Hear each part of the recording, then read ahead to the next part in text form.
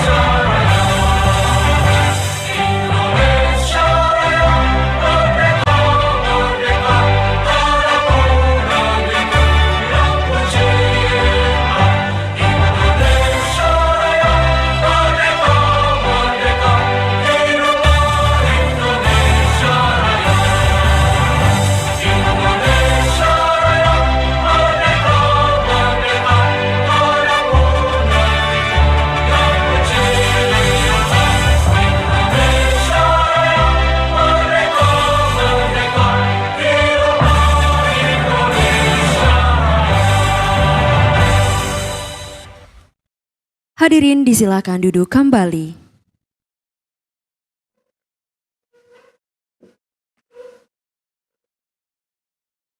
Hadirin yang kami hormati, selanjutnya kita akan mengikuti penyampaian sambutan dari Wakil Rektor Bidang Komunikasi, Kemitraan, Kealumnian, dan Administrasi ITB yang sekaligus akan membuka acara pada hari ini. Kami silahkan dengan hormat Dr. Arikri Kusmara.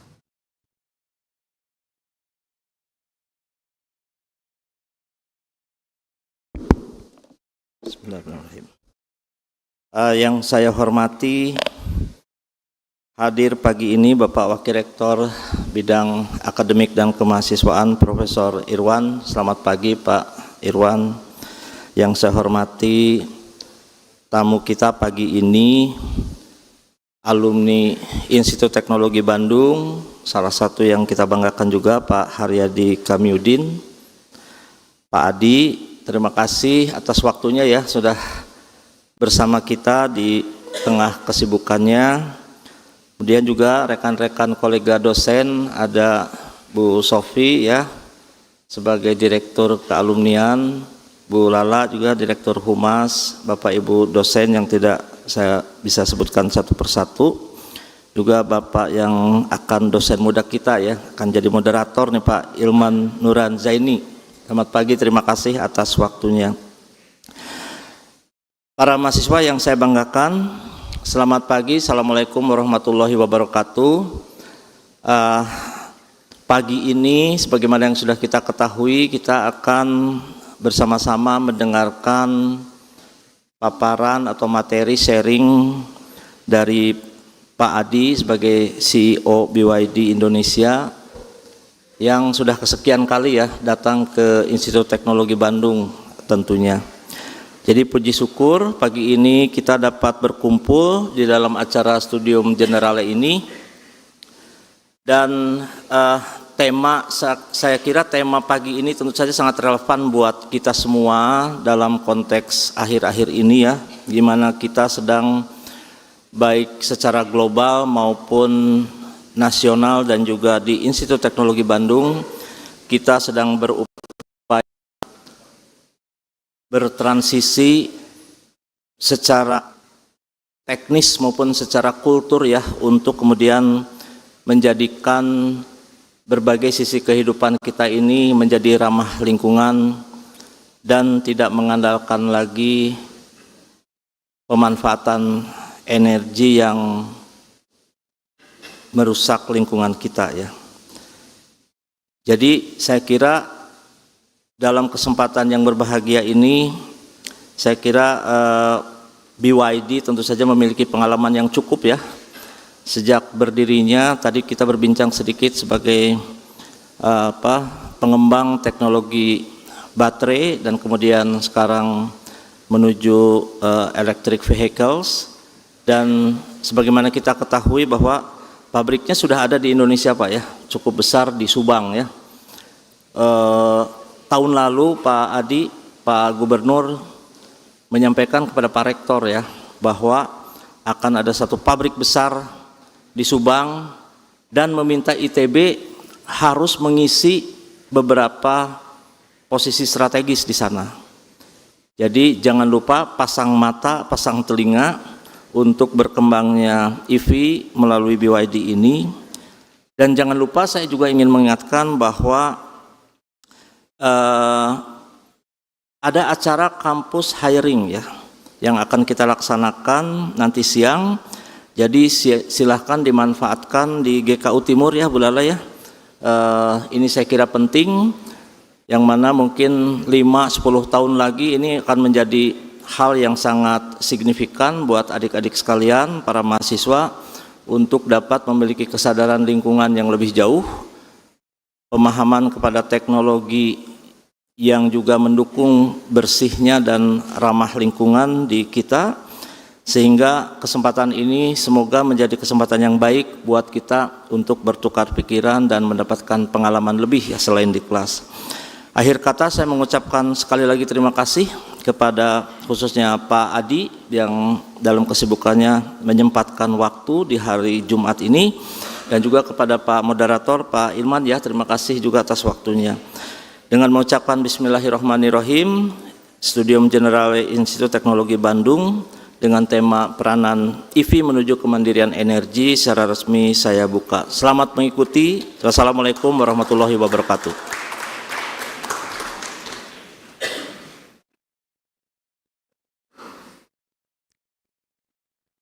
Hadirin yang kami hormati, kita akan memasuki acara utama pada hari ini, yaitu Studium Generale yang akan dipandu oleh moderator, yaitu Bapak Ilmanuran Zaini ST.MN PhD, dosen Fakultas Teknik Mesin dan Dirgantara ITB. Kepada Bapak Ilman, kami silahkan.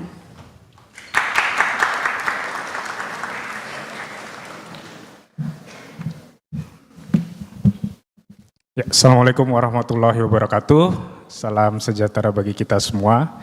Mungkin sebelum saya mulai, ada titipan dari Bu Lala tadi ya Bu ya, bahwa di kursi depan ini masih banyak yang kosong. Jadi tolong mungkin yang duduk di belakang 2 baris terakhir bisa coba mengisi ya, atau tolong diisi baris yang paling depan dulu ya. Silakan yang duduk di belakang mungkin bisa maju. Konon katanya yang paling depan nanti dapat mobil BYD ya Pak ya. Saya juga mau kalau gitu. Ya, silakan. Yang di belakang mungkin biar lebih jelas bisa duduk di depan ya. Dan situ sudah cukup terpenuhi. Mungkin yang depan ini ya, tidak perlu takut yuk. Jadi saya lihat banyak anak mesin tuh, ayo. Iya dah. Malu nanti sama Kahim yang baru, Princess ya, pertama kalinya HMM. Ketua himpunannya perempuan ya. Kemarin baru terpilih ya. Duh, malu sama princessnya nanti kalau nggak mau maju ke depan. Baik, mungkin bisa kita mulai. Pertama-tama saya ucapkan selamat datang kepada teman-teman mahasiswa di salah satu rangkaian kuliah tamu sebagai bagian dari mata kuliah Studium General. Pada hari ini kita kedatangan narasumber yang luar biasa, yaitu Bapak Adi, biasa dipanggil Bapak Adi. Beliau adalah CEO BYD HK Auto. Yang hari ini Bapak Adi akan membagikan perspektif beliau terkait dengan peranan mobil listrik atau EV terhadap kemandirian energi nasional. Dan juga tidak hanya itu, jadi saya dengar Bapak Adi ini pengalamannya cukup panjang sebagai eksekutif di berbagai perusahaan, khususnya perusahaan otomotif. Mungkin akan lebih menarik lagi nanti Pak Adi akan menyampaikan bagaimana perjalanan hidup beliau hingga sampai mencapai titik ini. Dan tadi juga dengar Bapak Adi kisah romantisme selama di ITB-nya cukup menarik sebenarnya Pak. Karena bertemu dengan istri saat kuliah di teknik industri. Ya. Mungkin bisa juga dibahas ya Pak ya. Baik, mungkin sebelumnya saya ucapkan juga salam hormat dan terima kasih atas kehadiran Bapak Wakil Rektor Bidang Komunikasi, Kemitraan, Kealumnian dan Administrasi Bapak Rikrik Kusmara dan juga Wakil Rektor Bidang Akademik dan Kemahasiswaan Bapak Irwan Mailano. Terima kasih atas kesempatannya dan bisa hadir pada hari ini. Dan juga Ibu Lala Arif selaku Direktur Komunikasi. Baik, berbicara mengenai EV menurut saya ini topik yang sangat penting karena kalau mengacu data tahun 2025 di Indonesia terjual lebih dari 100.000 unit mobil EV dan saya rasa 50%-nya itu BYD ya, Pak Adi ya, mohon koreksi nanti. Dan itu naik sekitar 140% dari data tahun sebelumnya. Jadi kalau kita bicara transformasi EV di Indonesia sebenarnya ini kita tidak hanya berbicara masa depan yang masih jauh, tapi juga sebenarnya sudah terjadi di masa saat ini. Dan tentunya dengan bertambahnya penetrasi pasar EV ini juga bermanfaat dari sisi keberlanjutan. Contohnya berbagai studi sudah menunjukkan bahwa dengan menggunakan EV, karbon emisi yang ditimbulkan oleh kendaraan bisa turun 80% sepanjang siklus hidup kendaraan itu sendiri.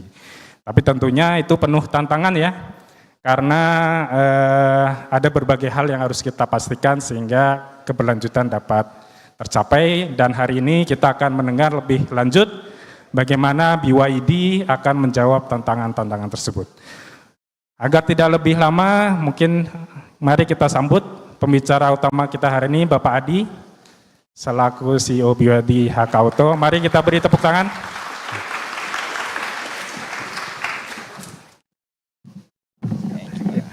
Sebelum saya mulai, mungkin izinkan saya membacakan CV beliau secara singkat ya. Mungkin tadi sudah ditampilkan juga bahwa Bapak Adi ini merupakan seorang eksekutif senior dengan pengalaman lebih dari 25 tahun di berbagai industri strategis, mulai dari otomotif, logistik, hingga fast moving consumer goods. Saat ini beliau menjabat sebagai CEO BYD HK Auto yang merupakan salah satu pemain utama dalam pengembangan ekosistem kendaraan listrik di Indonesia. Kemudian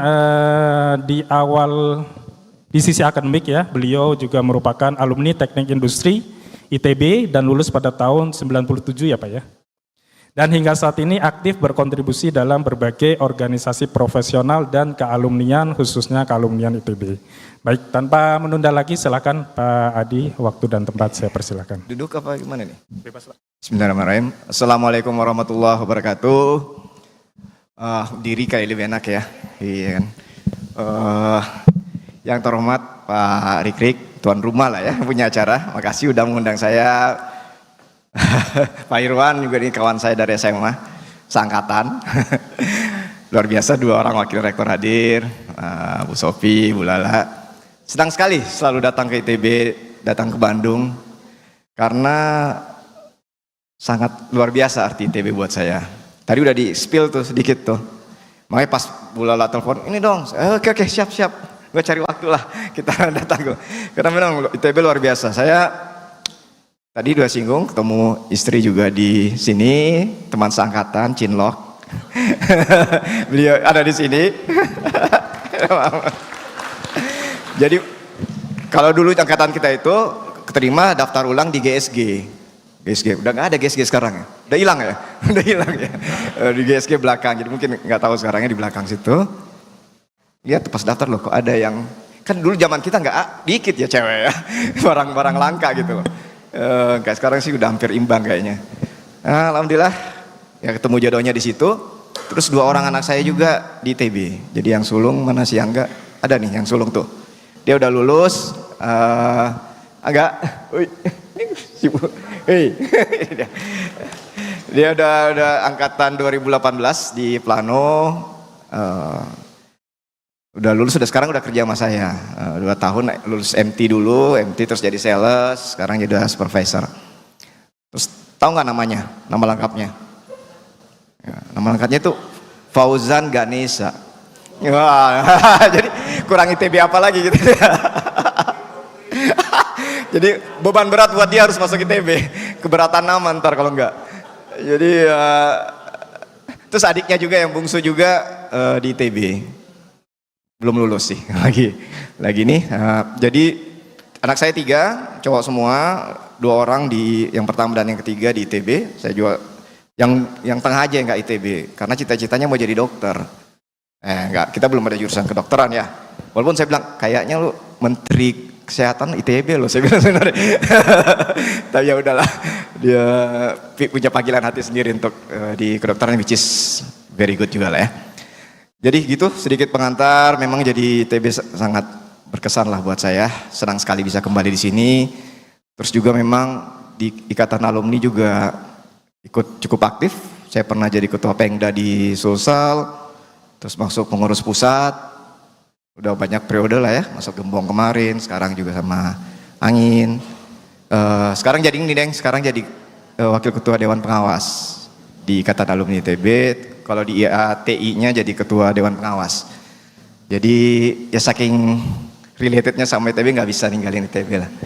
Kayak gitu sedikit pengantar. Jadi pas diskusi kemarin juga materi apa nih yang cocok, belum banyak, terserah apa. Nah kebetulan pas diskusi sekarang yang lagi hot kan tentang EV ya, tentang energi, gimana kita sangat tergantung sama impor energi, which is dalam kondisi global kayak begini kita jadi bingung lah ya, banyak ketergantungan.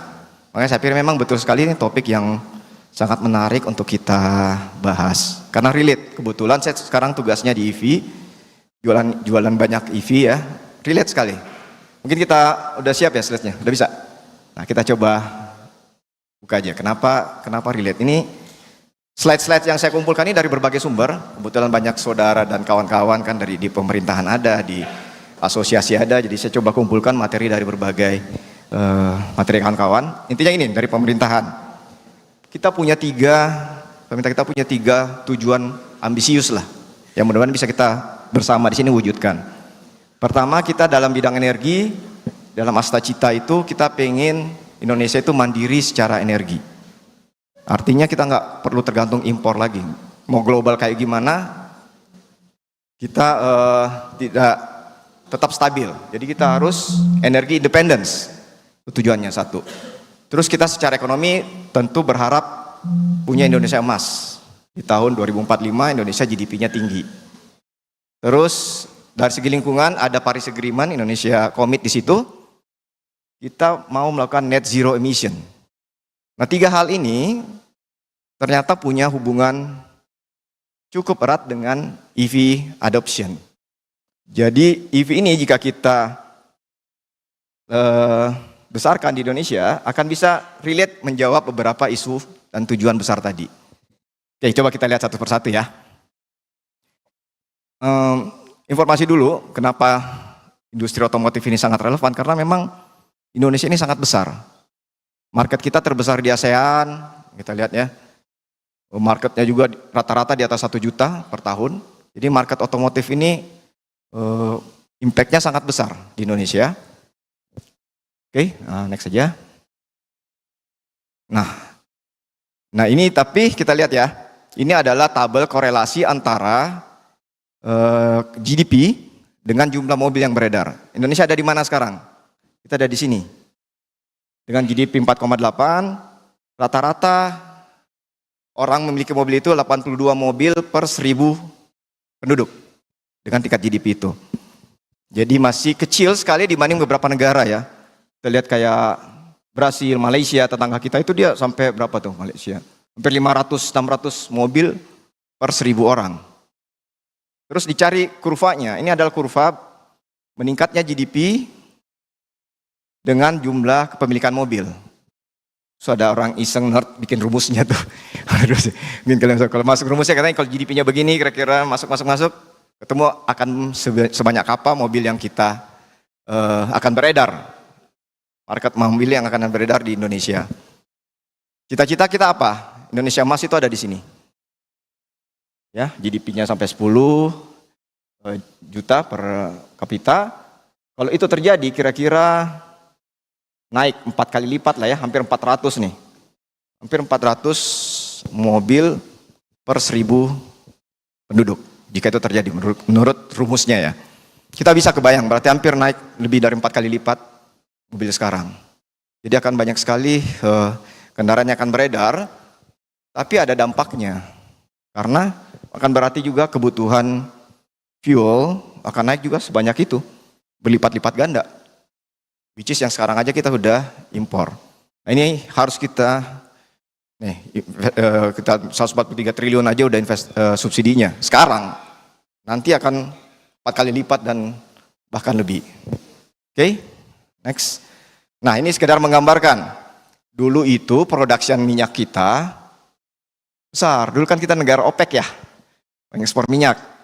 Tapi itu terus turun. Cadangan kita semakin sedikit, produksi kita makin sedikit, tapi sebaliknya demand, kebutuhan bahan bakar makin tinggi, naik terus. Ini kita belum bicara yang tadi itu masih kondisi sekarang. Kalau Indonesia makin maju, kebutuhan akan naik sampai berlipat-lipat ganda. Jadi ada gap sudah, makanya kita harus impor minyak. Oke. Nah ini sekedar menggambarkan rupiahnya. Kita subsidi pemerintah. Subsidi pemerintah dari tahun ke tahun sempat melonjak di 2022 ketika harga minyak tinggi sekali. Itu sudah sampai 9,4 dari government spending hanya untuk subsidi. Bayangkan, kita bakar uang pemerintah yang bisa berguna untuk pendidikan dan lain-lain untuk subsidi minyak. Tapi kenapa turun? Ya karena pemerintah kemudian menaikkan BBM subsidi waktu itu. Wah ini nggak bisa dinaikin harganya, subsidi turun. Cuma itu kondisi sekarang agak berbeda nih. Karena ada global geopolitical kita, krisis. Asumsi subsidi itu pada harga minyak 70 per barrel. Sekarang udah tembus di atas 100. Terus pada asumsi dolar 16.000 sekian. Sekarang dolar udah di atas 17.000 ya. Kita bisa bayangkan ini akan, besarnya subsidi ini akan bisa sampai 11 kali lipat dibanding apa yang kita keluarkan sekarang. Jadi memang isu ini sangat relevan dan makin menyadarkan kita bahwa iya ya kita perlu deh independen nih. Tergantung banget kita sama negara lain. Global di sana kita yang sakit gigi gitu. Nah, ini kondisinya seperti itu. Oke. Nah, terus gimana solusinya dong? Mobil, kalau masyarakat makin makmur, kebutuhan mobil naik. Terus gimana dong solusinya? Kita lihat, sebenarnya ada nih, bisa kita lihat dari sini. Sebenarnya energi di Indonesia itu cukup besar. Kita punya energi yang ini barrel of oil equivalent, BOE itu. Kalau disetarakan semua energi dalam minyak gitu ya, saya barrel minyak. Ini adalah coal. Jadi Indonesia itu sangat kaya terhadap batu bara. Cadangan coal kita banyak sekali tuh. Ada coal, ada oil kita punya juga. Kita punya gas, kita punya LPG yang di atas ya. Jadi 3.857 million barrel of oil equivalent. Tapi dari situ kita ekspor. Kita ekspor 2.000-an. Mostly adalah batu bara. Negara-negara lain kita ekspor batu bara ke luar negeri. Terus kita ada impor, apa yang kita impor? Oil. Karena kita butuh tadi minyak. Kita impor. Kita pakai, ini cadangannya, kita pakai sebenarnya cuma 2.000. Jadi sebenarnya lebih. Energi yang ada di Indonesia itu 3.800, kita pakai cuma 2.000. Sebenarnya lebih sih, tapi nggak match. Kita punya energi apa, kita pakainya apa. Sehingga itulah kenapa kita harus impor. Dan dari oil yang diimpor itu, 400 itu, 90% digunakan untuk transportasi kendaraan kita. Jadi seperti itu. Oke, nah kita lihat lagi apa dong solusinya tadi kan? Solusinya adalah listrik sebenarnya. Kalau kita lihat kondisi sekarang, listrik kita, sumbernya dari mana sih? Energi listrik memang sekarang 60% masih dari pembangkit batu bara. Tapi renewable sudah mulai naik ke 19%. Gas ada dibangkitkan pakai gas ada, oil ada 3%. Dan inilah sekarang komposisi kita, pembangkitan energi kita listrik. Oke. Nah, pemerintah juga punya program yang ambisius lah untuk menaikkan renewables. Ini kan existing tadi, kebanyakan masih non-renewables, renewablesnya masih 9 dari 76, tapi akan ada penambahan kapasitas cukup besar dan agresif terutama di renewables. Jadi kita lihat ada 43 angka itu untuk renewables. Sehingga nanti diprediksi Indonesia akan punya 146 gigawatt pembangkitan listrik di Indonesia. Yang memang masih banyakkan coal, non-renewable, tapi proporsi dari renewables-nya akan naik sangat tinggi. Terus renewables itu apa? Nih, mostly yang sudah akan ada dalam plan. Jadi 3,7 gigawatt itu potensial akan dibangun, banyakkan matahari. Jadi 3,2 giga itu adalah matahari, angin 155 giga, hydro 95, dan seterusnya. Which is ini ada di kita sendiri gitu loh. Gak perlu kita impor kan, kita gak perlu impor matahari kita banyak. Angin, kita punya banyak sumber air. Kemudian saya di grup juga kita ada punya 2 giga pembangkit PLTA. PLTA kita ada di Sulawesi dan di Sumatera. Anugerah alam yang sangat luar biasa gitu. Airnya ada, cuma kita tampung, belokin, muter turbin, balikin lagi ke sungai, muter turbin lagi, balikin ke sungai. Jadi potensinya sangat besar, hanya perlu kita kelola dengan baiknya. Ini potensinya nih. Dan ini semua kita miliki gitu, ada di kita. Panas bumi, ada banyak sekali sumber panas bumi di kita. Angin juga di beberapa daerah cukup bagus. Gak ada impor lagi kalau sebenarnya kita bisa switch energi kita ke sini. Sekarang kan masih ada tuh oil segala macam ya, non-renewables. Kita switch ke sini dan tentu saja kendaraannya menggunakan energi listrik ini kan bisa solve. Mengantisipasi pertumbuhan tadi ya. Mau seberapa pun jualan mobilnya akan bisa kita antisipasi. Oke, nah ini sekedar menggambarkan itu tadi dari segi energi duitnya ya, subsidi dan lain-lain. Ini cuma menampilkan juga tentang efek lingkungannya. Kita lihat bahwa CO2 dari kendaraan di sektor transportasi itu sangat besar. 22%. Dan itu memang kebanyakan dari asap knalpot. Asap knalpot itu udah memang paling gak sehat lah ya. Banyak sekali sumber-sumber dari polusi udara.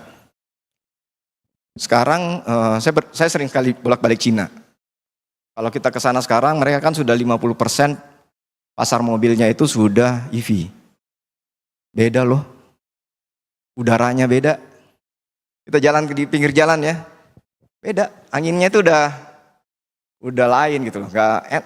Terus nggak berisik lagi kan kotanya. Kalau kita kan sering nih di Bandung, sering sekali itu kalau kita mobil motor segala macam berisik banget malam-malam kadang-kadang kan. Sana nggak ada lagi tuh. Jadi suasana tenang, jalan-jalan kaki juga segar udaranya. Jadi bukan suatu impian gitu loh. Bukan sekedar dongeng gitu. Itu real. Bisa terjadi hanya dengan 50% aja mobil motor sudah berganti dengan EV, efeknya udah terasa sekali. Nah itu, jadi dari segi ketahanan energi penting, dari segi lingkungan juga penting. Oke. Nah, ini coba menggambarkan ya, kadang-kadang juga banyak yang bertanya, ya gimana sih perbandingan realnya kan mobil listrik juga pembangkitnya pakai batu bara kebanyakan, seperti tadi ya kan, masih polusi juga batu bara kan. Terus macam-macam lah. Nah ini data yang dikumpulkan menghitung bagaimana sih emisinya, efek rumah kaca dari masing-masing teknologi ini. Biasa gasolin terbesarnya adalah dari fuel consumption-nya. Tadi pembakaran otomatis terjadi polusi ya. Diesel, hybrid, EV walaupun dia besar di ini nih pembangkitannya. Kalau kita lihat ini ada 3 nih, pembangkitan listriknya, sumbernya, terus consumption-nya, dan maintenance dan lain-lain ya.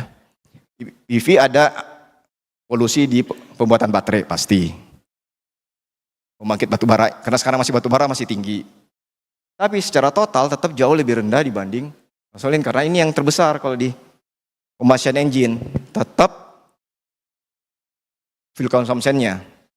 Produksi juga tetap ada, produksi tambang minyak juga tetap ada polusi, tapi nggak sebesar memang pembangkitan listrik. Yang walaupun berharap dengan renewables nanti akan lebih baik. Jadi tetap lebih rendah tuh, baik di mobil, di motor maupun apalagi di truk. Truk itu polusinya lebih gila lagi sih sebenarnya. Pakai solar itu lebih besar. Jadi efeknya tuh sepertiga kalau bensin biasa ini cuma separuh lah ya, separuh kurang, itu sepertiga lebih tuh kalau truk. Jadi memang sangat signifikan efek terhadap lingkungan juga dari EV ini. Oke. Terus ini cuma menunjukkan kenapa penting juga Indonesia care terhadap industri ini. Karena industri ini besar, kita juga punya pabrik yang terpasang saat ini, bisa memproduksi mobil sebanyak 1,2 juta dan bertambah terus.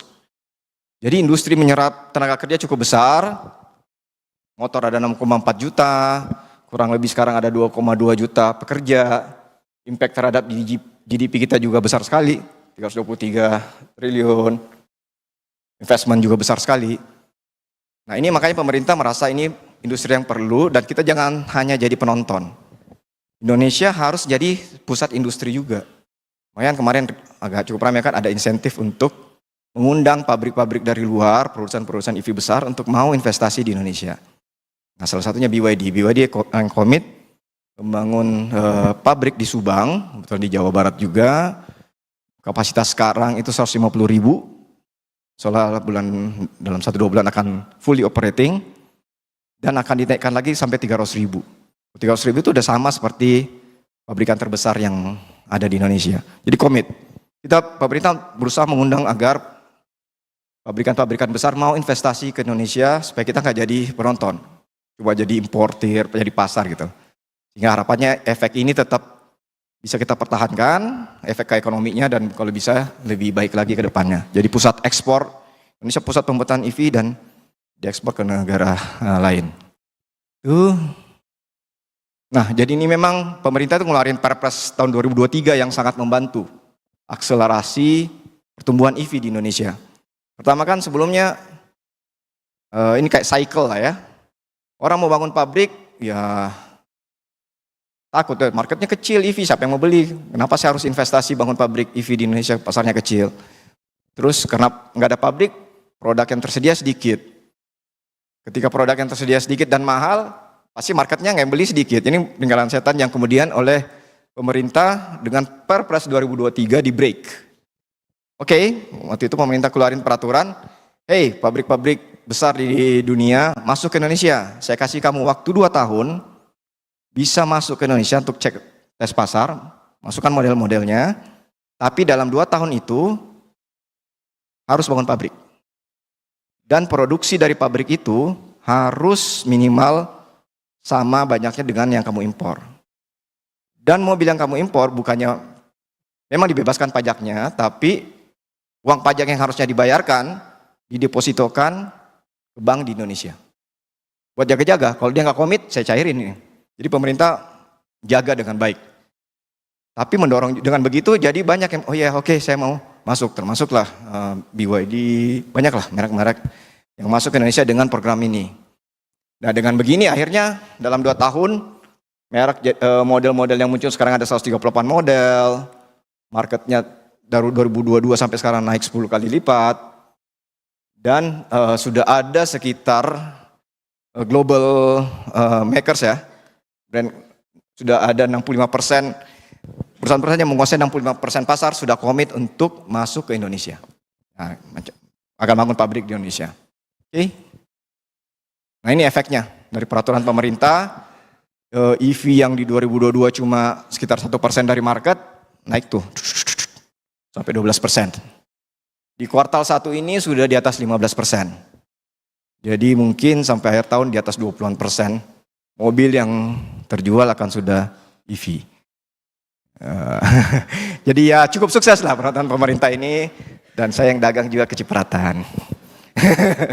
Jadi ya lihat growth-nya, kalau memang pilihannya masuk akal sih buat semua lah ya. Tadi buat negara kita sudah lihat fungsinya, buat kita sebagai pemakai juga banyak sekali kemudahan dan efisiensi yang kita dapatkan. Oke. Nah ini cuma menggambarkan ya, tadinya cuma pabrik-pabrik yang ada di Indonesia itu cuma yang CKD itu rakit di dalam negeri ada 25% market, sekarang sudah dengan program tadi udah hampir semua komit untuk bikin pabrik atau paling enggak merakit produknya di Indonesia, enggak lagi impor. Yang impor tinggal dikit lah. Produk-produk premium mungkin enggak masuk lah untuk bangun pabrik, ya mereka tetap impor. Tapi mostly sudah komit all brand akan produksi di Indonesia, which is good news for kita ya. Menyerap tenaga kerja, ekonomi stay di kita. Oke. Nah ini salah satu kenapa juga memudahkan mobil listrik itu. Ini sekarang kalau kita lihat ke beberapa daerah ini nightmares loh. Ya kan? Karena antrinya di mana-mana. Ada kemarin di daerah ada sampai 1 kilo ngantri sampai berapa jam baru bisa dapat. Karena memang kalau minyak kan tempatnya terbatas ya. Cuma di situ aja, harus ada penampungan, orang harus ke sana untuk isi minyak. Sementara keistimewaan dari listrik ada di mana-mana. Ada di rumah, di kantor, ya kan? Di mall, sebenarnya listrik itu ada di mana-mana. Jadi sebenarnya PR kita tinggal nambah aja colokannya. Itu memang no issue. Jadi seharusnya orang kan banyak kok lama ngantri isi listrik lama ya dibanding isi bensin secepat. Gak gitu, karena waktu yang kita nggak pakai untuk tidur kita bisa pakai untuk nge-charge. Waktu yang kita pakai untuk kuliah, kalau udah banyak charger sih ya charging aja sambil kuliah 2 jam udah penuh sekarang dengan fast charging. Ambil kantor sama juga. Jadi justru tidak ada waktu yang terbuang dengan menggunakan EV. Nah ini yang challenge-nya adalah bagaimana lebih banyak aja. Di tempat kita parkir ada colokan, itu memang yang jadi PR. Oke. Nah sekedar gambaran. Jadi kebanyakan orang Indonesia yang pakai EV itu masih menggunakan home charging. Sudah ada SPKLU dan ini akan terus bertambah, pemerintah komit untuk tambah terus. Ada 4.000, tapi kebanyakan adalah home charging. Memang mending di rumah aja. Karena distance-nya sekarang mobil listrik kan udah 300, 400, 500, 600. Kita sehari-hari berapa sih? 50 kilo paling ya, 100 kilo udah top banget kan sehari-hari. Habis pakai, balik rumah charge lagi. Jadi betul-betul nggak ada waktu yang terbuang. Jadi memang kayak begini dan kita pikir juga ke depannya bisa akan tetap seperti banyak di rumah lah, solusi yang terbaik. Oke. Nah ini menunjukkan sebenarnya waktu kita pakai mobil ya. Mobil itu average, kalau lihat kilometer per tahun itu sekitar 10 sampai 15 ribu kilometer per tahun. Atau cuma rata-rata ya, pasti ada case-case ekstrim. Rata-rata kita 50 kilo per hari. Cukup sekali, bahkan teman-teman yang pakai EV paling seminggu sekali dia nge-charge, cukup. Jadi nggak punya home charging pun dia cuma seminggu sekali di kantor atau di SPKLU bisa gitu. Apalagi kalau kita punya home charging. Nah, cuma segini, cukup seminggu sekali bahkan. Nah ini perbandingannya baterai yang dipakai, kapasitasnya, idle time kita kebanyakan mobil itu sebenarnya nggak bergerak. 8 sampai 12 jam mobil itu sebenarnya parking. Nah tinggal tencangnya bagaimana pada saat parking itu mereka bisa ngisi. Nah ini charging teknologi yang sudah ada. Oke. Nah ini next step yang menjadi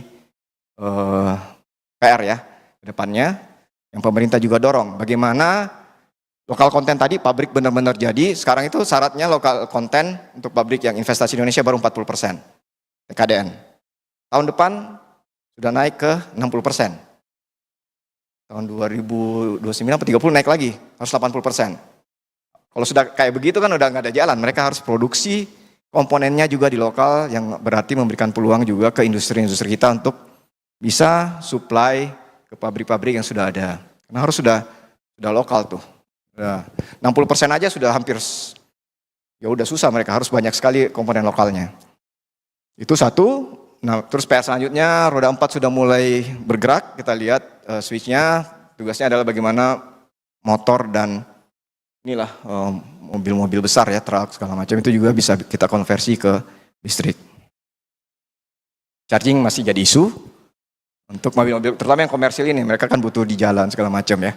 Nah ini harus dipermudah bagaimana kita pemerintah juga support, dan kita juga semuanya di swasta mau investasi di pembangunan SPKLU. Oke. Nah, itu mungkin secara umum tentang kenapa EV ini sangat relate tadi.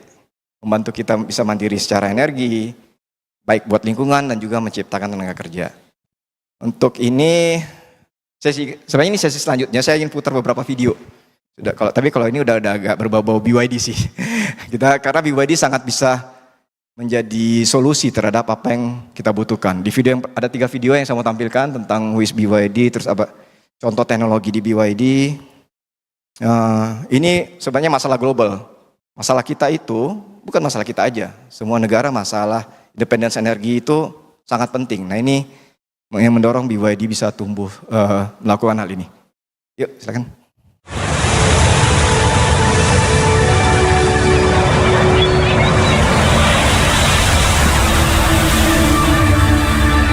BYD is the big ship that I saw at the pier.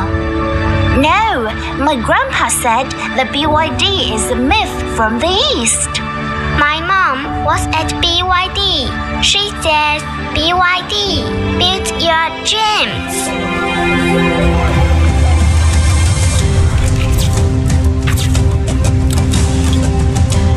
Simply an unforgettable model I've ever seen. It's the most reliable companion to cross the Andes with.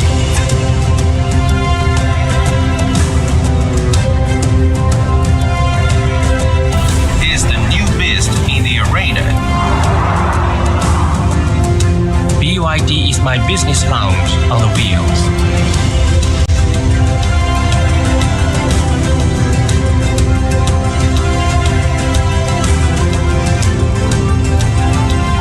Driving fun and smart. That's the BYD magic.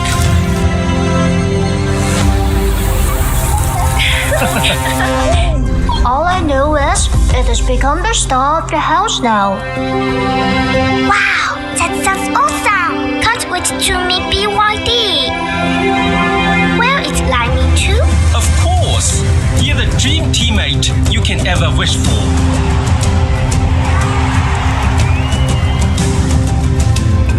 He is daring and adventurous. BYD is green in motion.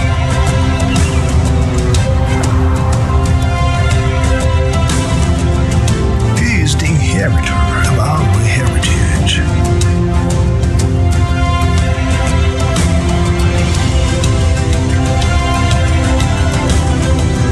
It's the way back home.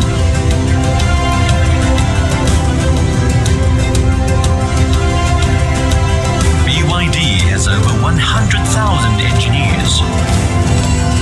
It harvests sunlight, powering dreams in over 100 countries.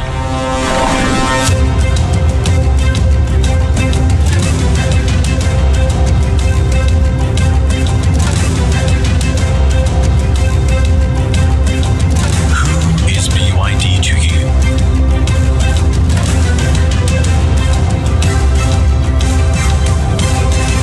This is BYD.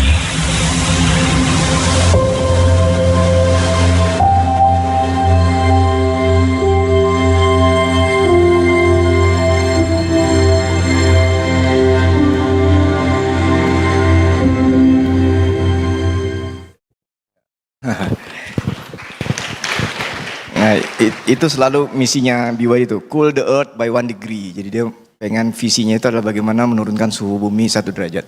Nah ini ada satu lagi tentang teknologi. Contoh aja betapa teknologi itu di BYD sangat advance. Saya sangat salut sama mereka.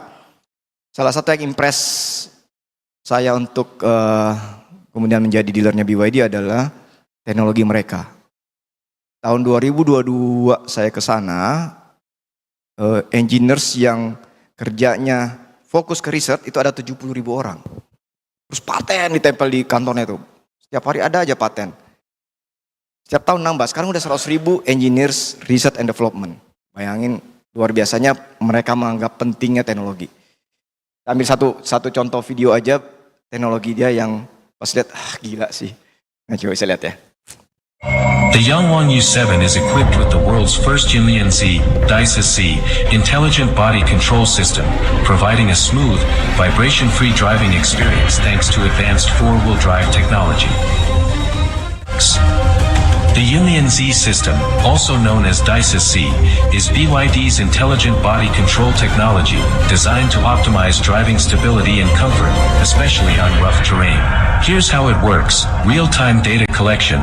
The system uses advanced sensors, including 3 LiDARs, 5mm wave radars, and 13 cameras, to scan and analyze road conditions, such as speed bumps, potholes, or uneven road surfaces.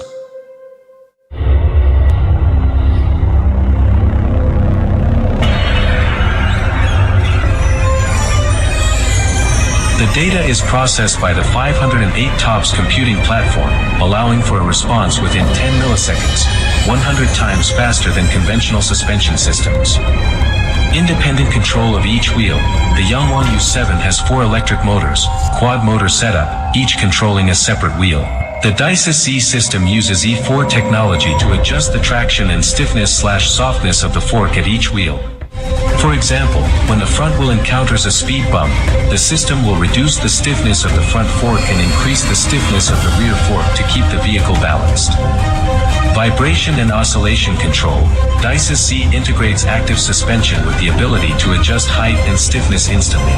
When the car goes over a speed bump, like in the Kung Fu video, the system automatically reduces vibrations by compensating for up/down force at each wheel, ensuring that the car body does not tilt or shake.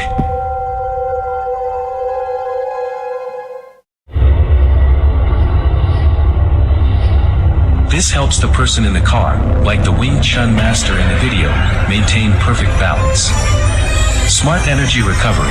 The DICE-C suspension system not only reduces vibrations but also recovers energy from the up/down movement of the forks, converting it into electricity to be fed back into the battery.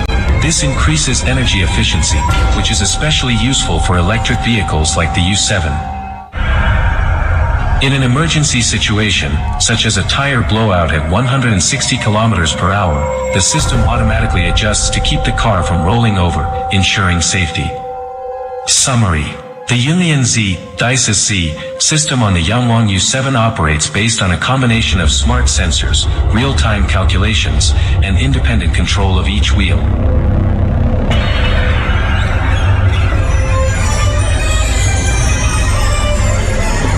It not only brings superior smoothness, as the slogan, "No more shaking from now on," but also increases driving performance, safety, and energy saving.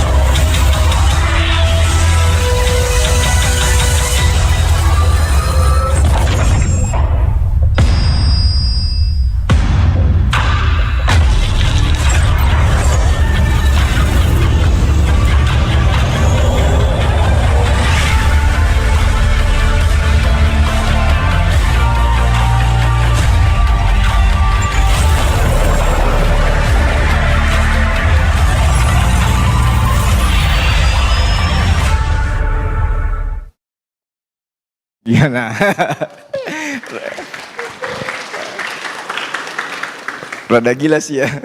Jadi bisa lompat, bisa nari-nari sendiri. Jadi teknologinya memang aktif.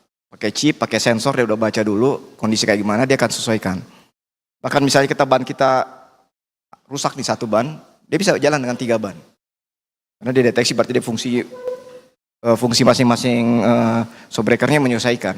Saya keadaan barang tadi. Gelas dengan ekstrim gitu. Jadi ya gila sih memang. Kemarin juga ada juga mobilnya yang bisa berenang. Pernah lihat nggak mungkin kalau di YouTube? Jadi masuk ke air, ya udah masuk aja. Jadi kayak kapal. Dan bisa dikendalikan, bukan cuma sekedar ngapung. Kita belokin ya dia belok. Karena ini rodanya berfungsi jadi kayak baling-baling itu kan. Jadi jalan di air. Udah sampai segitu teknologi mereka. Ada lagi satu teknologi the next slide tentang charging ya. Nah ini yang baru banget. Baru beberapa bulan lalu di launching di China. Menjawab isu kekhawatiran masyarakat lah.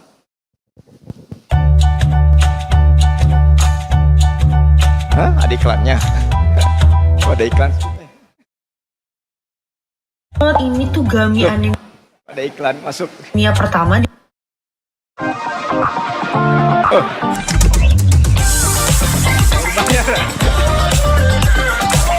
Skip.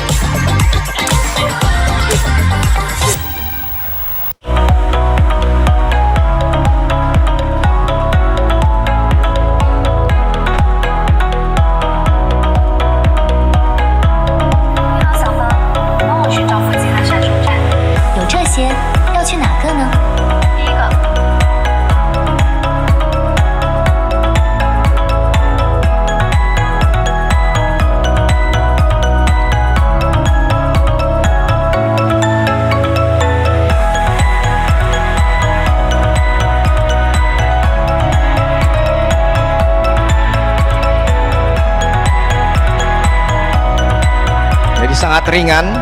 Kalau kita charging sekarang kebanyakan itu berat. Kalau ada yang udah pakai EV, ngangkat itu berat ya. Nah ini ringan karena digantung dari atas. Dan yang istimewa adalah kecepatannya.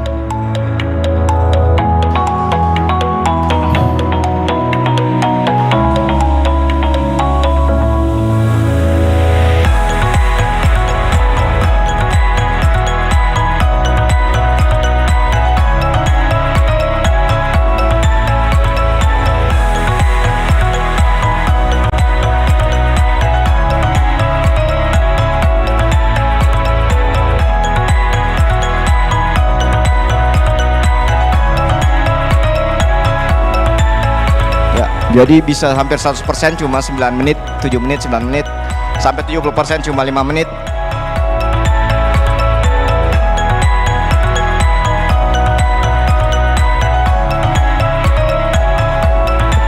Nah udah kalau kayak begini kan udah nggak ada isu lagi ya. Insya Allah juga BYD akan memasukkan teknologi ini ke Indonesia segera. Tinggal cari tempat yang mau kerjasama aja. Karena kan di sini juga ada mau kerjasama, kemarin ada yang kontak. Jadi isu-isu yang ada harusnya kedepannya makin bisa kita solve dengan teknologi yang ada. Memang teknologi begitulah ya, makin lama makin maju. Mungkin itu ada satu ini lagi enggak? Bisa? Dapat? Satu lagi lah ya, masih ada waktu gak sih? Masih?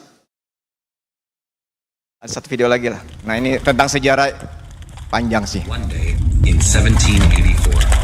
King of England made a special trip to Watt's factory.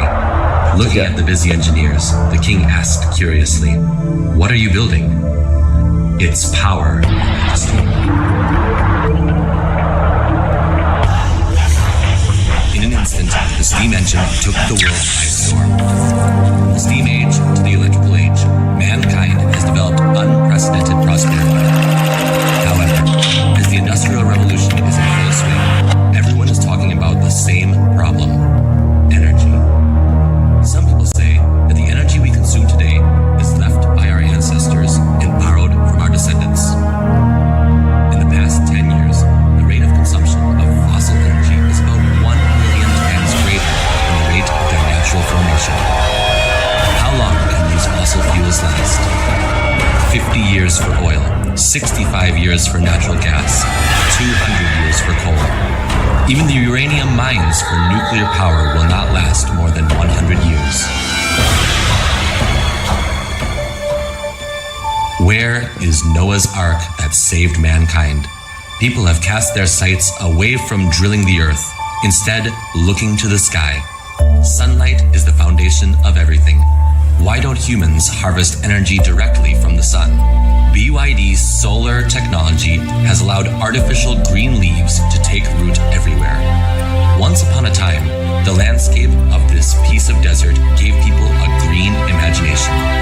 But due to factors such as day and night cycles, clouds and rain, and inconsistent winds, the supply of solar energy and wind energy was far less than 20%. Without effective storage, big investments only bring about big waste. How can solar energy become sustainable? How to make wind energy stable and reliable? Relying on advanced iron phosphate battery technology, BYD has introduced the Energy Storage Station. BYD's Energy Storage Station not only makes energy mobile and distributable, it has a utilization rate of more than 90%. A fourth industrial revolution based on new energy is accelerating the transformation of the world's economic development and humans' lifestyle. There will be bread and there will be cars. However, taking China for example, if every Chinese family owns a car which consumes nearly 2 tons of gasoline a year, China's crude oil shortage would exceed 500 million tons. Where will the gasoline come from? Where will the exhaust go? As early as 1873, mankind produced practical electric cars. However, because the batteries of the time could not meet the requirements of low cost, high capacity, and high safety, green electric vehicles were ruthlessly abandoned by the market. BYD has found an effective solution to this worldwide problem. The world's safest blade battery launched by BYD solves the bottleneck of electric vehicles. From the electrification of public transportation to the full market EV strategy, BYD hopes to use the technology of electric vehicles to realize the green dream of mankind. The large-scale popularization of automobiles and rapid urbanization have caused serious air pollution and traffic congestion, becoming 2 major urban diseases. To solve these problems, BYD has launched a multi-level green transportation solution. BYD's proprietary SkyRail and Sky Shuttle work together with other public transportation systems such as pure electric buses and underground subways, bringing green transit to cities and a better life for the people.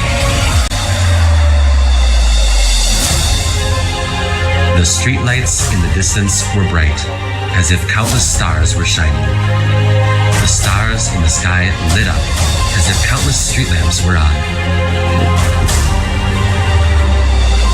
Is this a dream? Yes, this is BYD's Green Dream. Is this a dream? No. We have seen that it is coming towards us.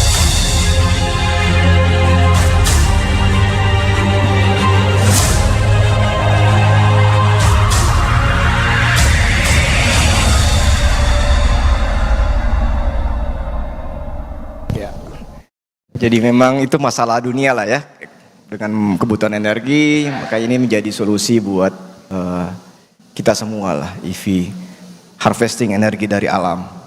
Oke, dikit aja tentang bagaimana pasar di Indonesia, biar teman-teman tahu, memang BYD di tahun 2025 itu dalam umur yang 1,5 tahun udah bisa naik brand nomor 6 ya, kita lihat di situ. Dan menjadi brand EV nomor 1. Jadi sekitar 51% dari penjualan mobil listrik di Indonesia itu ada di BYD. Ini ada merek-merek lainnya juga yang sudah berperan di EV. Terus next. Nah ini tentang dealer kami, kenalin juga dong biar sayang dan belinya di HK. Jadi kami sekarang ini udah punya 30 cabang di Indonesia dan akan terus tumbuh. Mostly di Jawa, Kalimantan, dan Sulawesi. Ini lokasi-lokasi yang ada yang sudah akan siap di pertengahan tahun ini. Next, kata Jenny, berapa foto ini halal bihalal Bu Sophie datang tuh. ini yang di Pluit. Jadi hal-halnya ITB kita buat di cabang ini. Tuh waktu itu pembicaranya Kang Andre, anak ITB semua kita manfaatin. Ini chairman-nya, founders dari BYD datang ke cabang kita. Next saja. Dan yang ini yang akan coming soon. Buat Bandung, next. Nah ini insya Allah mohon doa restunya semua. Lagi dibangun, insya Allah bulan Juli jadi. Jadi di Dago perapatan sama Cikapayang. Kalau tahu label, roti dan Hamon, kan BCA sudut sini dan Hamon sudut yang situ. Nah ini pas depannya dan Hamon. Jadi Dago Cikapayang sudut dekat sekali dari kampus. Jadi kalau dosen-dosen cari mobil kesini aja langsung. Ada Lisma tuh situ yang jaga.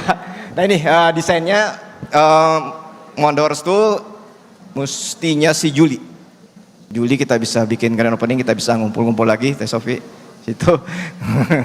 Demikian mungkin sedikit kilas dari saya. Terima kasih. Assalamualaikum warahmatullahi wabarakatuh. Waalaikumsalam warahmatullahi wabarakatuh. Ya, terima kasih Pak Adi, sangat luar biasa pemaparannya dari mulai insight, kemudian sangat menarik, sukses membuat saya semakin mau beli BYD Pak, apalagi yang lompat-lompat tadi Pak. Baik, mungkin sedikit saya rangkum, tadi sudah disampaikan oleh Pak Adi bahwa potensi renewable energy di Indonesia itu besar, dan dengan keberadaan EV itu akan membantu agar renewable energy tadi bisa terserap ya Pak ya. Kemudian juga tadi strategi dari BYD juga diversifikasi untuk ekspansi agar market share elektrifikasi transportasi itu lebih meningkat. Baik, kita akan punya waktu 20 menit untuk tanya jawab. Audiensnya cukup banyak, jadi saya harap pastinya juga akan banyak pertanyaan. Mungkin akan saya buka, ini baiknya mau 3 pertanyaan langsung kemudian dijawab. Baik, mungkin 3 pertanyaan dari para mahasiswa, silakan. Itu yang depan ya. Kemudian yang baju pink di belakang dan masnya yang baju hitam kacamata. Mungkin yang silakan, ini biasanya maju atau gimana ya Bu ya? Oh itu ya, ada mic ya. Perkenalkan, nama saya Syahrial Widian Pradipta, biasa dipanggil Ariel dengan NIM 131-24069 dari K06. Saya dari mesin 24. Pertanyaan saya Pak, saat ini kendaraan listrik diposisikan sebagai solusi sustainability yang lebih bersih. Namun jika kita lihat dari sisi ekonomi dan realitas pasar Indonesia saat ini, ada beberapa hal yang perlu dikaji lebih dalam terkait pandangan ekonomi masyarakat Indonesia. BYD Dolphin seharga sekitar 425 juta dalam 3 tahun turun menjadi 210 hingga 230 juta. BYD Auto 3 dari 515 juta menjadi 260 hingga 280 juta, dan BYD Seal dari 630 juta menjadi 315 juta. Jika dilihat, harga BYD mengalami depresiasi sekitar 45 hingga 50% dalam 3 tahun. Dari pasar Indonesia yang sensitif terhadap harga beli dan nilai resale value, apakah EV ini masih benar-benar worth it di pasar Indonesia? Untuk nambahin itu, jika dilihat misal dibanding dengan Toyota Yaris Cross Hybrid yang memiliki konsumsi bahan bakar sekitar 1:25 atau bahkan 1:30, tetap menawarkan efisiensi dan aspek sustainability, namun dengan harga dan nilai resale value yang lebih stabil. Jadi secara realistis, apakah saat ini EV masih benar-benar lebih unggul daripada hybrid, baik dari sisi sustainability maupun economic value? Terima kasih. Ya, terima kasih. Pertanyaan kedua dari Mbak yang warna baju pink ya.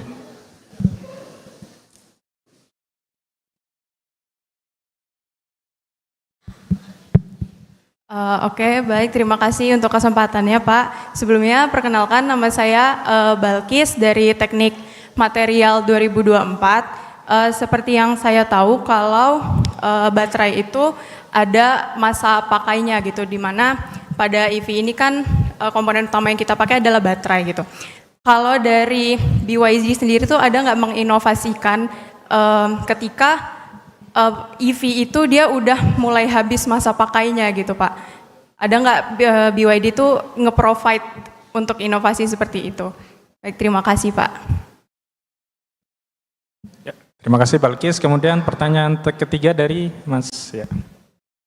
Boleh, itu ada mic yang di depan, boleh maju.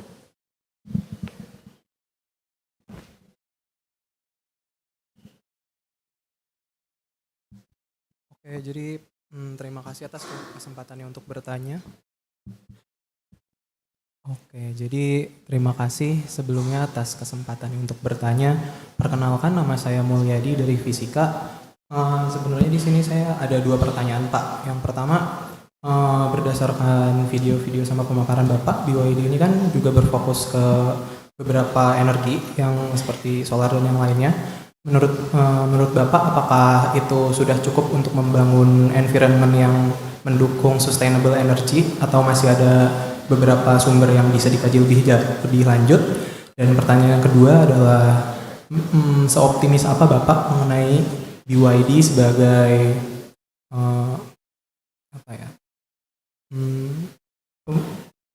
bisa dibilang yang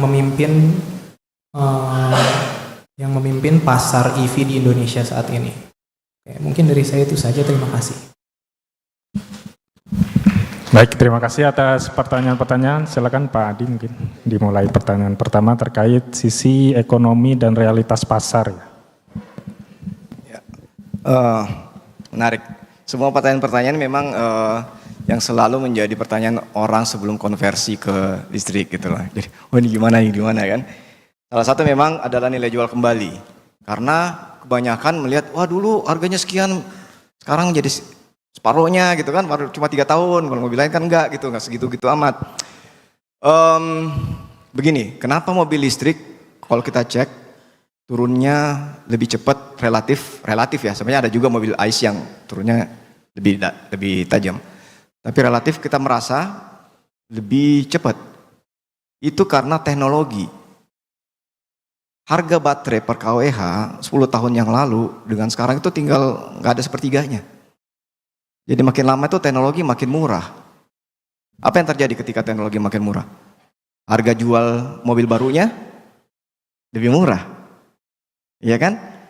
Kalau misalnya harga mobil barunya lebih murah, mobil yang kita beli 3 tahun lalu, 5 tahun lalu, kira-kira harganya bagaimana? Ya pasti anjlok. Gak mungkin dong orang mau beli mobil bekas kalau ada mobil baru lebih bagus.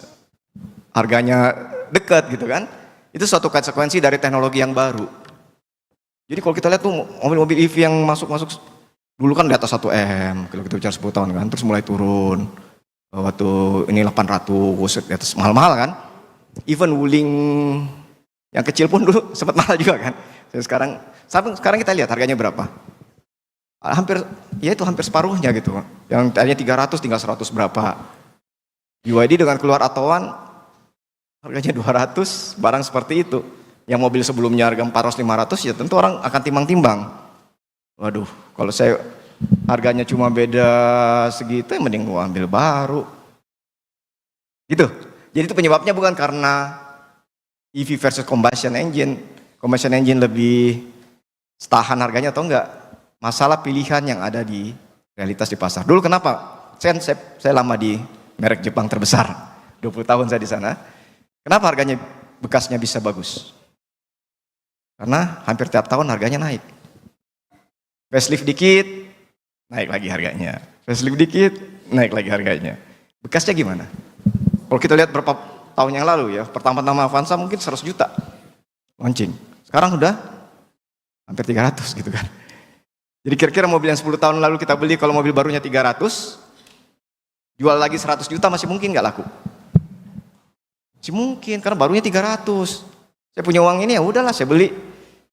Ini, tapi bagi orang yang beli waktu itu, wah untung dong mobil saya nggak turun harganya nih. Dulu beli segini harganya saya jual masih bisa sekian. Nah itu karena pasar.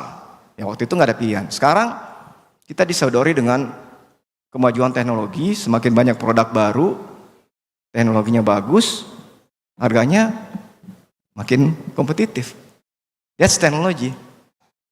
Jadi memang ya begitulah fakta hidupnya. Tapi sekarang itu kejadian sebelumnya. Sekarang itu harga baterai sudah relatif mulai mencapai titik optimumnya. Makanya kita juga bisa lihat mobil-mobil listrik yang keluar sekarang, harganya udah kompetitif.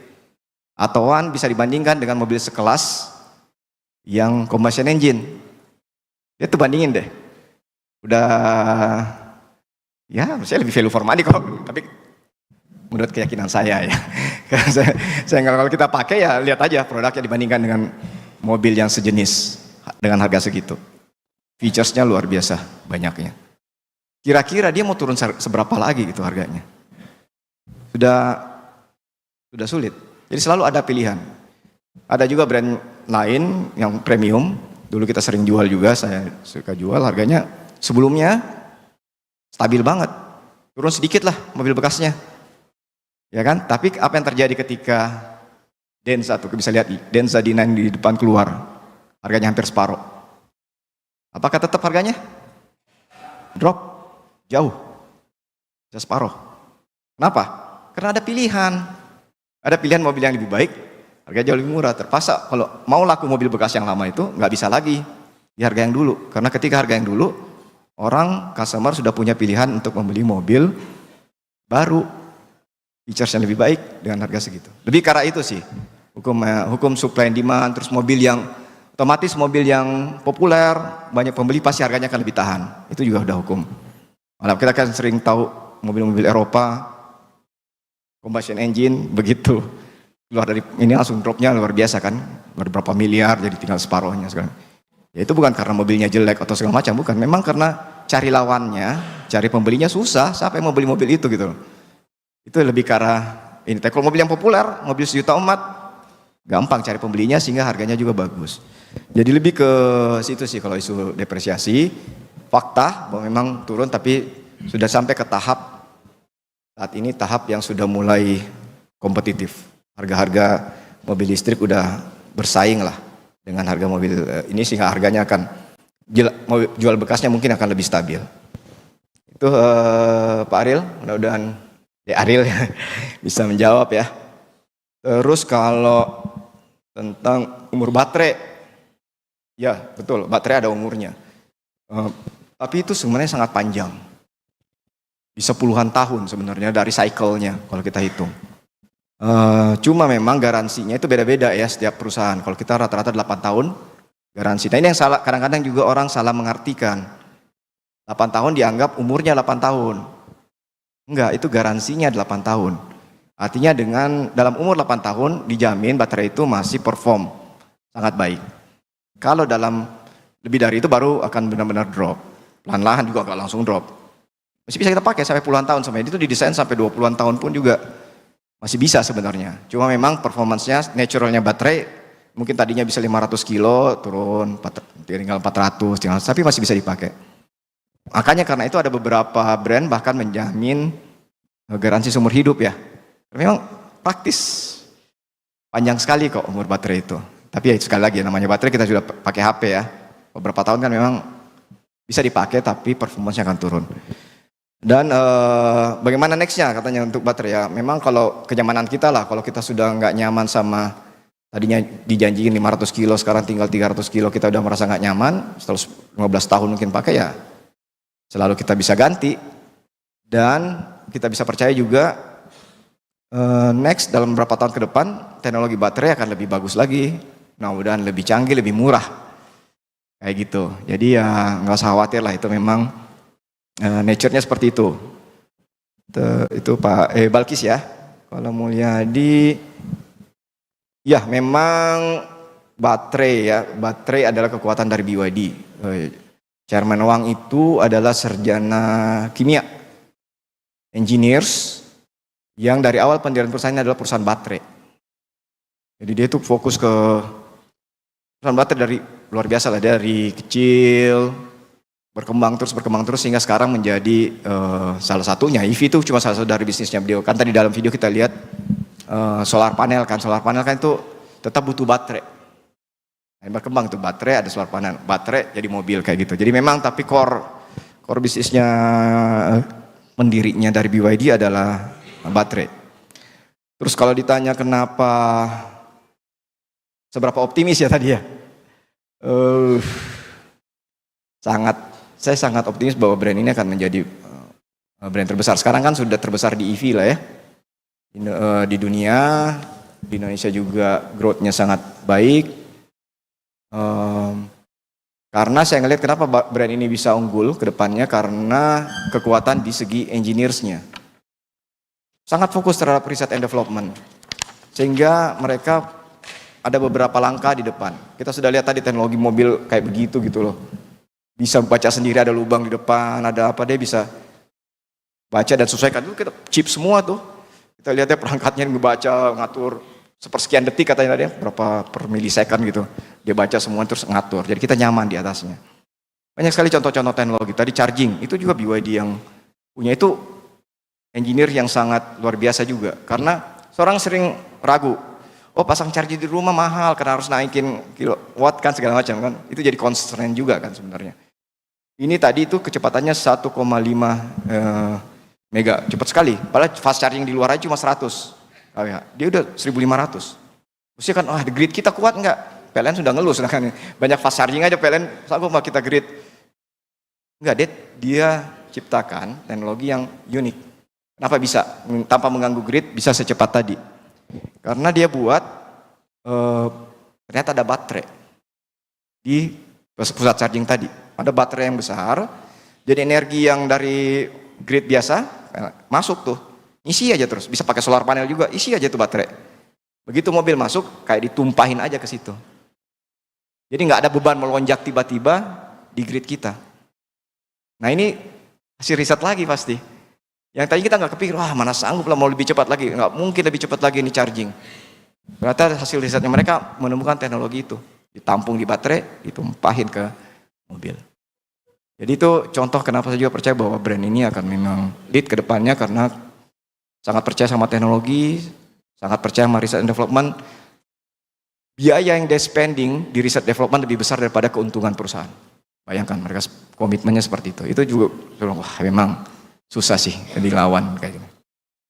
Nah, kita juga sebagai engineers di TB harusnya juga punya spirit yang sama ya.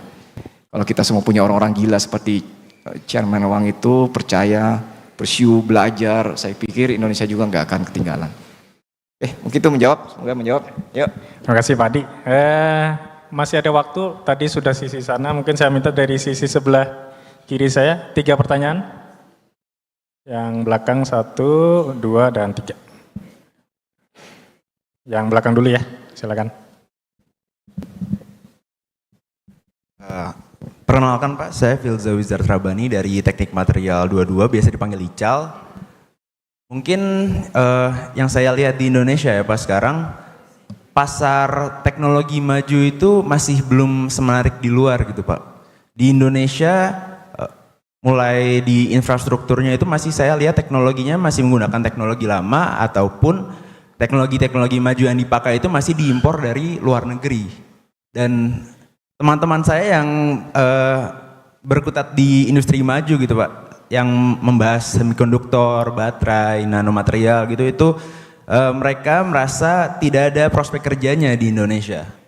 Maka dari itu menurut Bapak penyebabnya apa ya Pak? Kenapa Indonesia masih belum bisa seperti BYD, yang saya iri banget gitu Pak. BYD sangat berfokus ke research and development-nya, banyak banget research engineer-nya di sana gitu. Kenapa Indonesia tidak bisa seperti itu, dan penyebabnya apa, dan apa yang bisa dilakukan Indonesia untuk bisa mencapai visi industri yang seperti BYD itu Pak. Dan yang kedua, apakah kira-kira BYD bisa berkolaborasi gitu Pak dengan perusahaan-perusahaan di Indonesia, perusahaan-perusahaan lokal di Indonesia untuk mengembangkan teknologi maju di Indonesia untuk mencapai kemandirian energi di Indonesia. Cukup Pak. Selanjutnya, mungkin singkat ya pertanyaannya kalau bisa. Baik, perkenalkan nama saya Bagas, saya dari Teknik Fisika. Kebetulan saya dari Subang juga Pak, putra daerah. Ada yang ingin saya tanyakan. Yang pertama, kita tahu ya 60 listrik kita tuh masih dari batu bara. Nah, dengan pabrik besar BYD yang akan beroperasi di Subang, bagaimana BYD menjamin operasional pabrik tersebut tidak menambah polusi udara bagi warga Subang, agar visi net zero yang disampaikan bukan cuma dinikmati orang kota yang pakai mobilnya gitu, tapi juga warga lokal yang di sekitar pabrik. Itu yang pertama. Kemudian yang kedua, sebagai putra daerah, saya khawatir investasi besar ini justru membebani infrastruktur jalan dan lingkungan di Subang. Apa langkah nyata BYD agar kehadiran pabrik ini tidak merugikan kenyamanan hidup warga asli Subang, melainkan benar-benar menjadi katalis kemajuan bagi kami sebagai warga Subang asli. Kemudian yang ketiga adalah apa jaminan konkret BYD agar warga asli Subang mendapatkan prioritas utama dalam penyerapan tenaga kerja di pabrik nanti. Kami tidak ingin warga lokal hanya menjadi penonton investasi besar di tanah kami sendiri, tapi harus menjadi prioritas untuk disejahterakan lewat lapangan kerja yang BYD investasikan. Itu 3 pertanyaan dari saya. Terima kasih. Baik, terima kasih. Tadi yang ketiga, ya, tolong singkat ya pertanyaannya. Perkenalkan Pak, nama saya Afif Sadik Alia, NIM 150220008 dari Prodi Teknik Sipil. Saya ingin bertanya terkait kenapa kebijakan EV itu sangat didukung di Indonesia. Sementara kalau kita lihat sendiri itu isu kemacetan di Indonesia itu sangat besar ya masalahnya. Nah, sementara pemerintah sendiri itu tuh mengkhususkan sendiri untuk EV, di mana beberapa kebijakan itu tidak berlaku untuk EV-nya sendiri. Mungkin pertanyaan saya itu kenapa bisa apa yang ditawarkan dari EV ini sehingga pemerintah itu sangat pro dalam EV, sementara isu kemacetan itu masih ada. Mungkin segitu aja. Terima kasih Pak. Baik, terima kasih. Saya minta satu lagi deh, biar terakhir. Satu pertanyaan terakhir, silakan. Ada yang mau menanyakan? Baik, ya Mbak yang di tengah ya.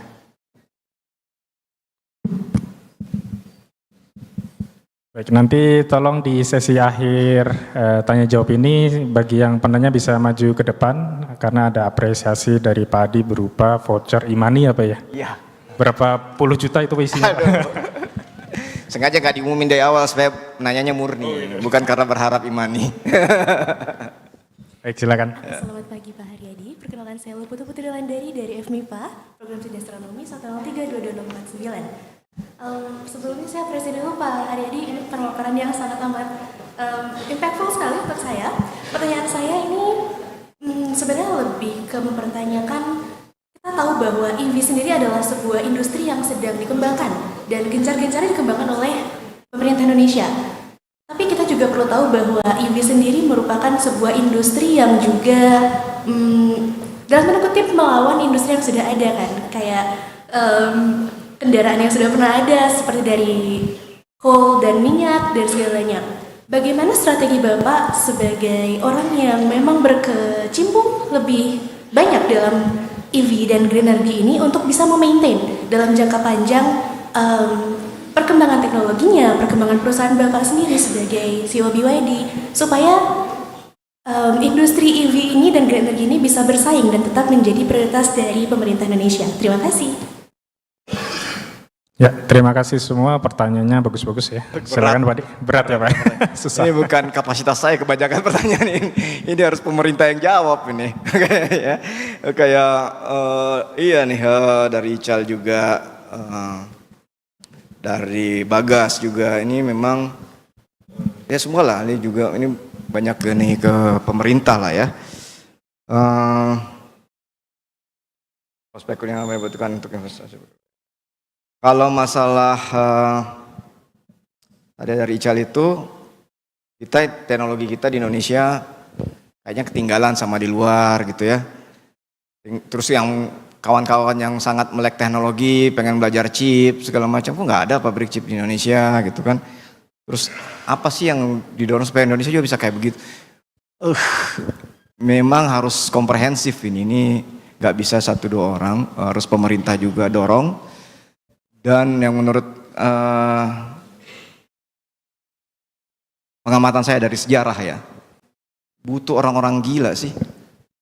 Ada butuh orang-orang gila yang percaya itu dan pursue, mau mati-matian mewujudkan itu at any cost. Dan termasuk si Chairman Wang ini orang gila. Kita juga lihat ada beberapa lah di luar kan orang yang bisa melakukan breakthrough karena dia percaya dan didukung untuk itu. Nah ini kita di Indonesia juga butuh banyak sekali orang-orang seperti itu. Dan Chairman Wang bukan orang kaya loh.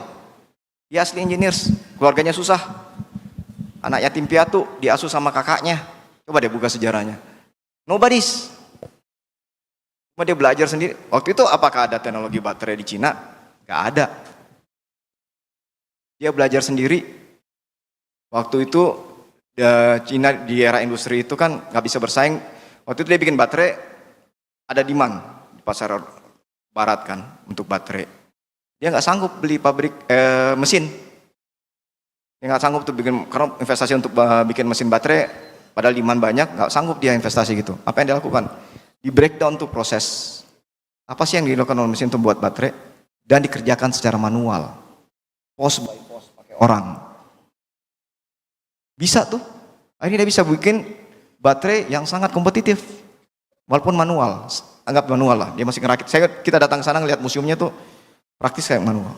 Akhirnya bisa berhasil, dia wujudkan karena dia percaya ini harus bisa. Kita percaya mesin itu kerjanya apa? Kita coba breakdown kalau pakai orang gimana. Jadi jangan kecil hati bahwa kita sebagai engineer tergantung harus ada orang gini, harus didukung pemerintah harus bantu kayak seperti apa gitu. Enggak. Kita semua ini punya potensi.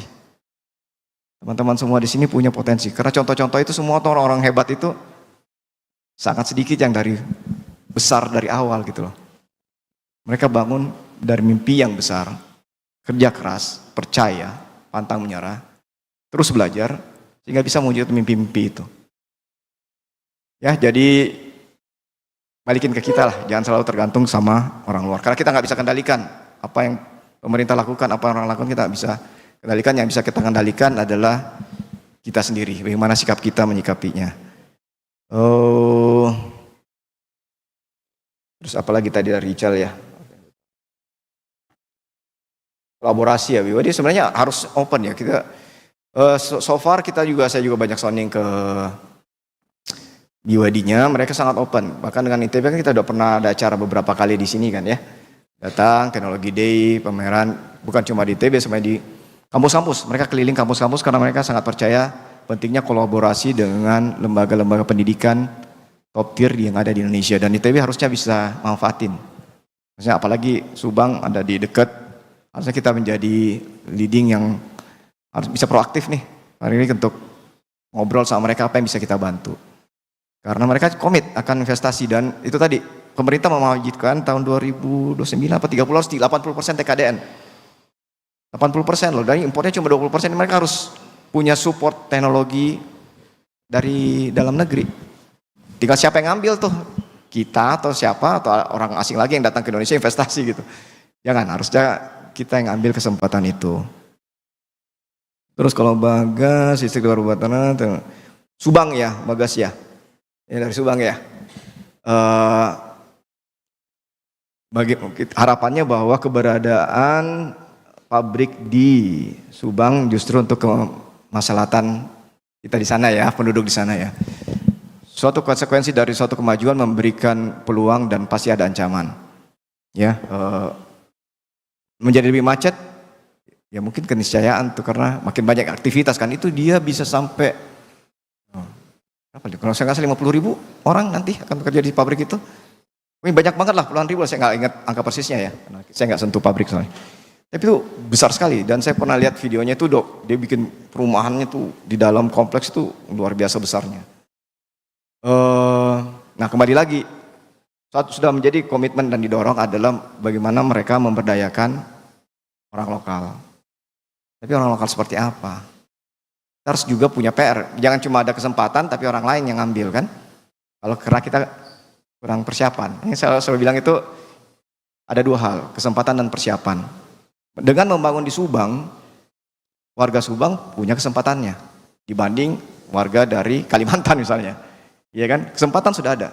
Tapi apakah kita sendiri yang ada di sana siap untuk mengambil kesempatan itu? Ya kalau kebutuhannya skill ini nggak ada yang bisa, mereka kan harus tetap jalan. Apa boleh pasti akan ambil dari manapun yang bisa memenuhi kesempatan. Tapi kesempatannya ada, jelas itu harus opportunity yang terbesar adalah warga sekitar. Jadi saya harap memang sekali lagi balik apa yang kita bisa lakukan, yang kita bisa lakukan persiapan. teman-teman semuanya, ada semua di sini, yang kita bisa lakukan adalah siapkan diri kita agar menjadi orang yang unggul, bisa kerja dengan ini sehingga kita dibutuhkan itu. Kesempatan apapun yang muncul kita yang dapat. Itu masalah komitmen, saya pikir mereka nggak akan pakai batu bara, nggak ada pembangkit batu bara, itu pakai grid. Bahwa tadi ada di slide mayoritas kita masih batu bara, memang keadaan fakta di lapangan seperti itu. Tapi pemerintah tadi komit akan membangun banyak sekali renewable energy ke depannya. Karena di video tadi kita lihat kan, namanya minyak, namanya batu bara ada umurnya. Minyak tadi berapa? 50 tahun akan habis, batu bara mungkin 100 tahun akan habis. Yang nggak habis-habis renewable sini kan, matahari. Jadi memang harus switch. Dan saya pikir itikat dari pemerintah sudah sangat jelas untuk mendorong penggunaan renewable energy lebih banyak. Jadi perlu kita support lah, karena nggak bisa pemerintah kerja sendiri. Swasta juga harus mendukung. Nah kami di grup juga sangat komit sekali lagi. Semua pembangkit yang kami bangun tidak ada yang nggak pakai batu bara. Semua renewables. Dan sudah 2 GB dan akan terus tumbuh. Karena ya gitu butuh orang-orang yang terpanggil untuk berpartisipasi gitu. Seperti juga makanya pertanyaan tadi tuh, kenapa sih si Alif ya, Ali, yang bilang kenapa sih pemerintah dukung banget EV gitu kan? Kan kasihan yang lain ya. Kok di anak tiri gitu kan kesannya ya. Yang ini dapat subsidi, yang itu enggak gitu kan. Ya karena ada mimpi besarnya pemerintah tadi. Karena kalau kita nggak mengubah lebih besar biayanya, ini kan subsidinya dipindahin aja. Instead of subsidi ke oil, ya dikasihlah di awal subsidi ke EV supaya bergerak. Setelah bergerak ya bisa kan sudah ada wacana kan kemarin pajak EV sudah akan mau dimulai dievaluasi segala macam. Ya itu namanya insentif bukan buat selamanya pasti. Tapi dibutuhkan untuk sebagai trigger agar mulai orang mau menggunakan EV dan merasakan EV. Dan percayalah setelah merasakan susah move back. Karena memang enak sih pakai EV itu ya. Beda lah. Bisa dicoba lah, ada mobil test drive di sana pasti akan inilah kepikiran untuk menggunakan, kan benefitnya banyak, bukan cuma buat negara tadi kan, sekali lagi buat kita sendiri. Penggunaan bahan bakarnya bisa tinggal 20% operational cost dibanding yang biasa kita keluarkan ketika kita beli bahan bakar minyak. Itu kemarin ya. Kalau sekarang berarti dengan minyak naik sampai double itu, solar segala macam, wah itu tinggal 10% kali sekarang. Jadi akan sangat menguntungkan buat kita juga secara pribadi menggunakan EV, dan secara negara juga sangat diuntungkan dari pengurangan subsidi. Jadi memang wajar aja pemerintah pada saat ini sangat mendukung pertumbuhan EV. Terus, oh ya itu sekaligus juga jawab punya Wulan tadi ya. Wulan kejawab nggak? Ya kan? Terus strategi agar bisa bersaing, produk adalah satu hal, nggak ada isu. Kalau saya melihat produknya BYD khususnya ya, sangat bagus, harusnya bisa bersaing. Tapi untuk sukses di pasar bukan cuma produk saja, tentu juga butuh layanan yang terbaik, after sales segala macam. Nah itu yang menjadi PR kami di dealer juga, untuk bisa bersaing. Nah tentu harus memberikan standar pelayanan yang tidak kalah dengan brand-brand yang sudah ada. Nah itu saya pikir kalau itu sudah ketemu, produk bagus, harganya bagus, pelayanannya bagus, orang mau cari apa lagi gitu kan. Udah pasti gitu. Mungkin itu buat teman-teman semua. Ada lagi nggak? Jawab nggak? Cukup ya. Soalnya karena keterbatasan waktu, jadi mungkin kita cukupkan sekian karena mengingat ini juga hari Jumat. Terima kasih banyak ke Pak Adi atas jawaban-jawabannya. Semoga menjawab pertanyaan-pertanyaan dari teman-teman mahasiswa. Silakan bagi para mahasiswa yang tadi sudah menyampaikan pertanyaan bisa maju ke depan untuk mendapatkan sebuah apresiasi dari Hak Auto ya.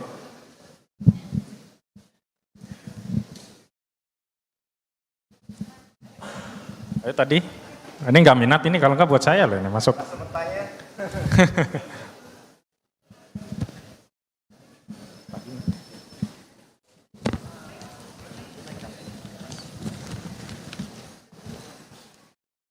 Lebih sih, waktu juga lah. Kamu yang mana? Sini aja dulu Pak.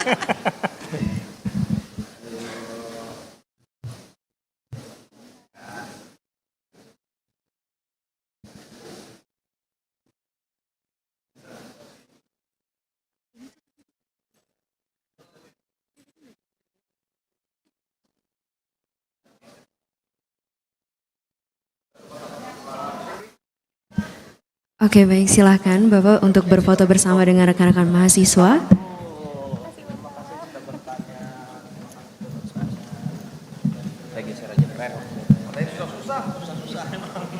Silakan untuk menghadap ke kamera. Siap? 3, 2, 1.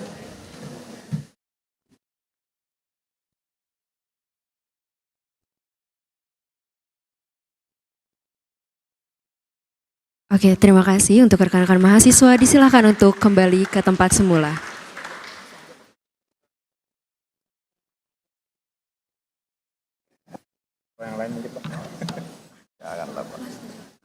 Baik, kepada Bapak Haryadi kami mohon untuk tetap di tempat. Selanjutnya kami mengundang Wakil Rektor Bidang Komunikasi, Kemitraan, Kealumnian, dan Administrasi ITB untuk memberikan piagam penghargaan kepada Bapak Haryadi Kaimuddin. Kepada Dr. Arik Kusmara kami silahkan. Baik, silakan untuk melihat ke kamera. 3, 2, 1.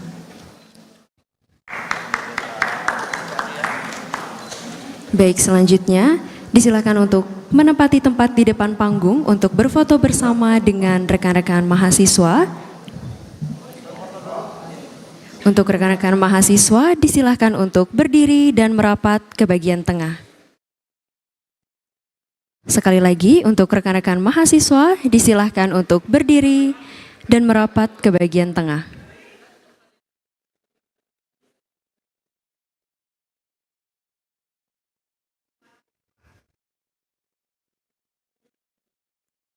Baik, silakan untuk menghadap ke kamera. 3, 2, 1.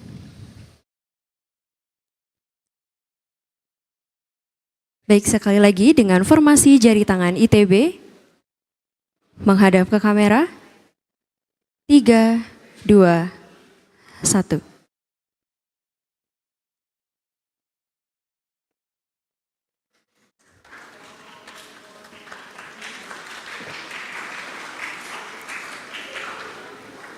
Hadirin, dengan demikian Studium Generale pada hari ini telah selesai.